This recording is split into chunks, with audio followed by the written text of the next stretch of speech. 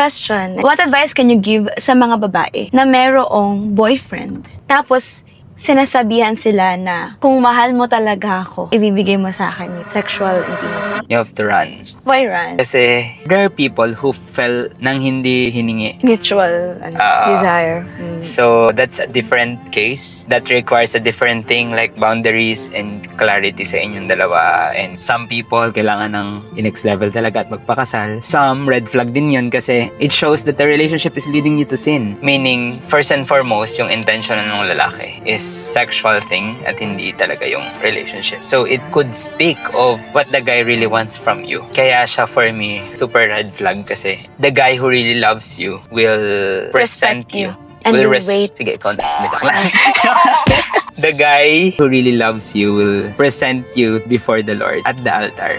Before God's blessing sa inyong relationship. It is clear sa Bible na yung sex is for the married people. So if the man is asking you that, it's a clear sign na it's not really you that he wants, but his pleasure or satisfaction. Hindi ka gamit para gamitin lang. You are precious in the eyes of God. Another thing, if the man asks for that nang walang covenant ng marriage, delikado ka kasi pag nakuha niya yan, tatakbuhan ka na yan. Kasi you're giving the benefit ng kasal. Diba kung di ka niya Nang wala maantay kayo. bago ikasal, baka wala yung planong kakasalan. Yeah, kaya dapat niya munang kuhanin ng kamay mo. Bago niya hingin yung bagay na yun, ikaw muna yung dapat niyang bigyan ng singsing. Kaya yung mga babae, they're broken, suicidal, depressed. Kasi naibigay nila and then suddenly iniwanan sila after nilang maibigay. Kasi some boys in the world, nagkokolekta sila ng trophy. Especially if you haven't given it to any guy, parang it's a trophy for them na sa kanila mo maibigay yun. Hindi ka dapat maniwala when a guy say na Ikaw lang naman eh, tayo lang naman. yung mga promises na parang talagang paglalaban niya akong huli. Papakasalan naman kita.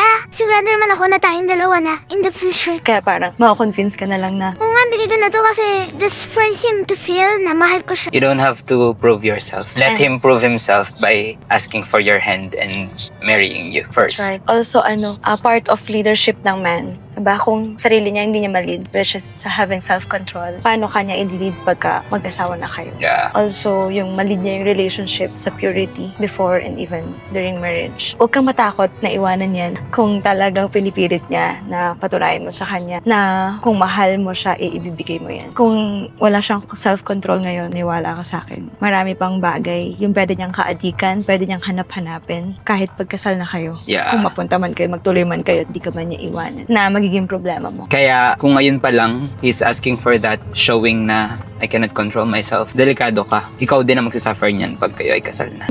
Also, if you're a Christian woman, tapos unbeliever yung boyfriend, isa yung sa mga reason, di ba, why we encourage na really pray for a man who is a Christian. Kasi kahit na-explain mo dyan tungkol kay Lord, or anything na explain mo sa kanya that this does not please the Lord, hindi ito yung will ni Lord, ito pang marriage lang, hindi maging madali na maunawaan niya yan. Kasi nga, di naman siya Kristiyano. Yeah. So, kung hinihingi na niya yan sa'yo, you better run.